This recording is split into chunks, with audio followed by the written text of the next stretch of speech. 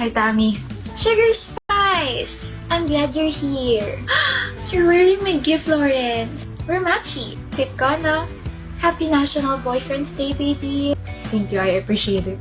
Kinsa man ang dili makaila sa 22 anyos nga si Rosaline Ordonez nga usa ka sikat nga content creator sa TikTok.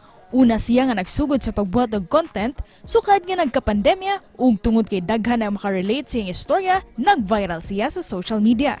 Gani, moambot sa kapin 8 million ang iyang followers sa TikTok ug kapin sa 1 million followers sa Facebook. Ang kabitin yung TikTokerist ni graduar na usab sa kursong accountancy ni adtong Agosto. Ug karong buntaga, maki good vibes kita kauban kaniya dinhi lang sa GMA Regional TV Live.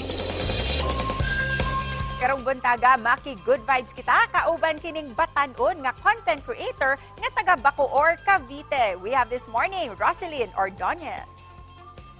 Maayong buntag, Rosaline, and welcome here sa GMA Hello po, Regional TV maayong Live. buntag.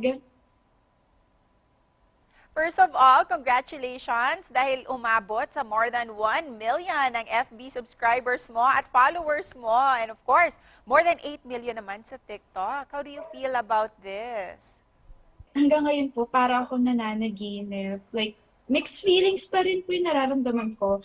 And I never expected this to happen kasi ang dami po, 8 million po yun. Nung nagsisimula pa lang po ako, siguro, for example, mga 10,000 followers.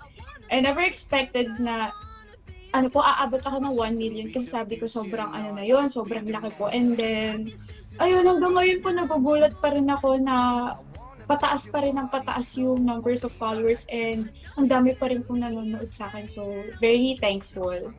Kailan ka ba nagsimula bilang isang content creator at bakit mo napag-isipan na ipursige talaga ito? I started creating contents around October 2020 po. It was all nag-start siya out of boredom kasi syempre pandemic tapos pagkatapos ko mag-aral wala na akong ginagawa. So why not create contents? And nagbabasa po ako ng Wattpad noong time na yon. And regarding your content, saan ba nakabase ito? How do you go about planning your content? Kailangan ba may scriptwriter ka and all?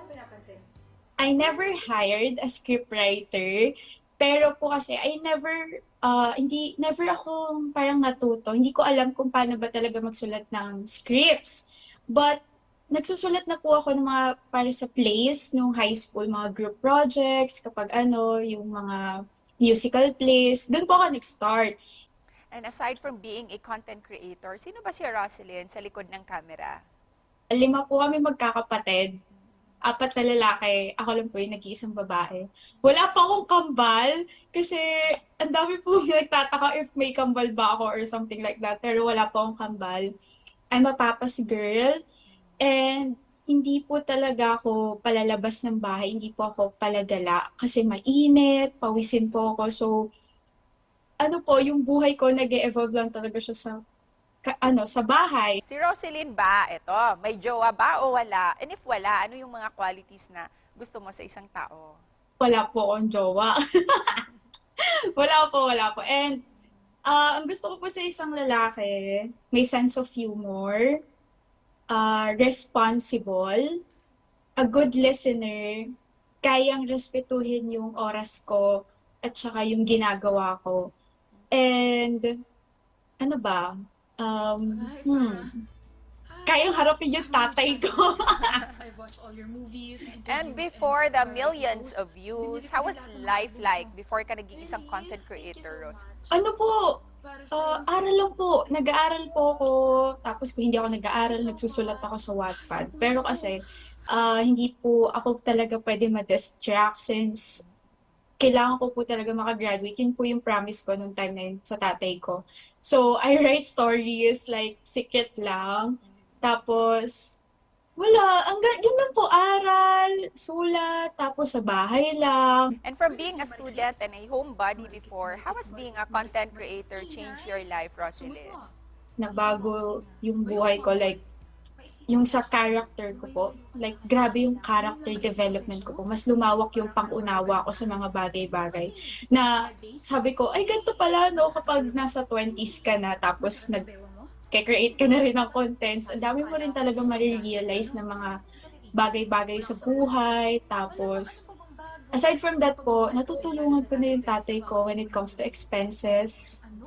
Like, grabe po, nalilibre ko na siya sa labas.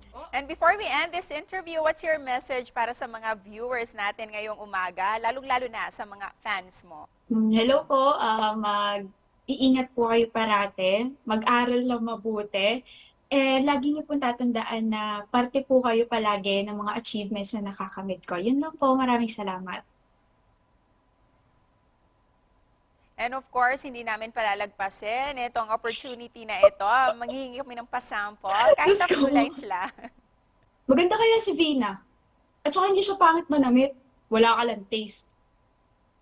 I can't believe you. Okay na po yun.